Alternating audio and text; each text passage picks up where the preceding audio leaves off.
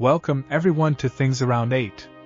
Dear friends, in this video we will talk about the emptying of Russian military bases on the border with NATO, with Putin sending everything he has to his invasion of Ukraine. And if you are not yet subscribed to the channel, subscribe now and activate the notification bell so you don't miss any news. When Vladimir Putin announced his invasion of Ukraine on February 24, 2022, among the various reasons he gave to justify his aggression was what he called NATO's aggressive approach to Russian borders.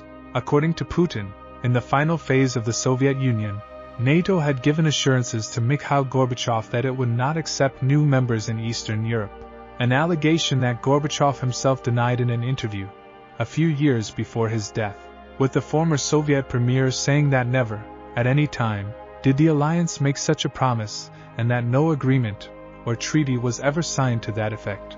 But Putin, ignoring this fact, claimed that one of the reasons for the invasion was to prevent Ukraine from joining NATO, something that, for the Russian leader, was unacceptable for the security of his country, as it would increase the direct border with the alliance. Before the Russian invasion of Ukraine, NATO and Russia shared just over 1,000 kilometers of borders, divided between the Baltic countries Norway and Poland. But if Ukraine joined, this border would more than double, and so Putin invaded.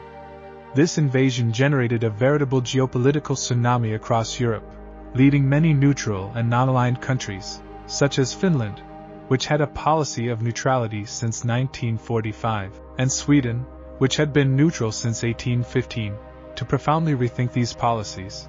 For these countries, if Putin was able to invade Ukraine for a futile and distorted reason like this, nothing would stop him from invading them too, after defeating the Ukrainians, taking advantage of the fact that they were not part of any alliance, leading them to take the most logical measure from a security point of view, with both of them joining the other. Vladimir Putin, of course, protested against the Finnish and Swedish intention to join the alliance, with senior members of his regime, notably Dmitry Medvedev, making harsh nuclear threats.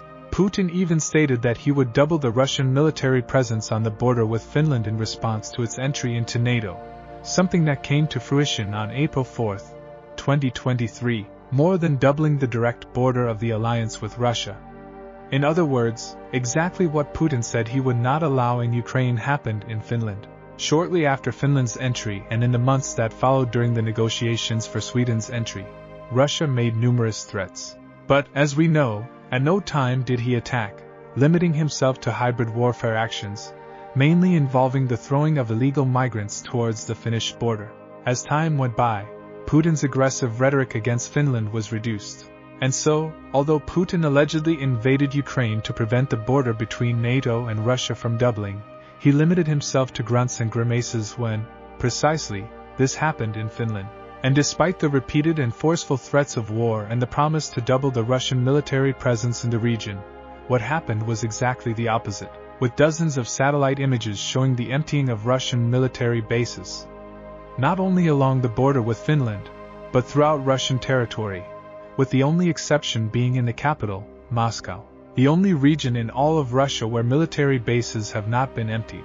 According to a report in a Finnish newspaper, there has been an average of 80% emptying of Russian military bases on the border with Finland, with a similar rate of emptying being noted at other Russian bases in other regions. The Finnish report states that new equipment that was at the bases has disappeared, with the old ones apparently being repaired. It also says that only instructors and recruits between the ages of 18 and 19 remain at these bases, with older and more experienced soldiers disappearing from the facilities. The phenomenon of emptying the bases also affects air bases, with rates ranging from 40% to almost 80%.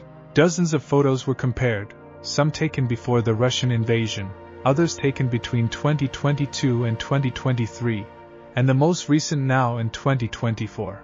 And in all of them, with the exception of the capital, a clear reduction in the number of soldiers and, especially, vehicles and ammunition can be seen.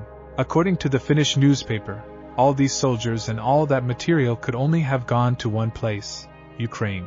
This shows that despite all the fallacies and threats from Putin, Russia does not see NATO's rapprochement as a threat, as is evident from the reduction of the Russian military presence on the Finnish border. It also shows that the Russian war effort in Ukraine is much greater than the Kremlin is showing. forcing the emptying of practically all military bases inside Russia, with everything being thrown into a terrible war of attrition with no end in sight. And if you are not yet subscribed to the channel, subscribe now and click on the notification bell so you don't miss any news.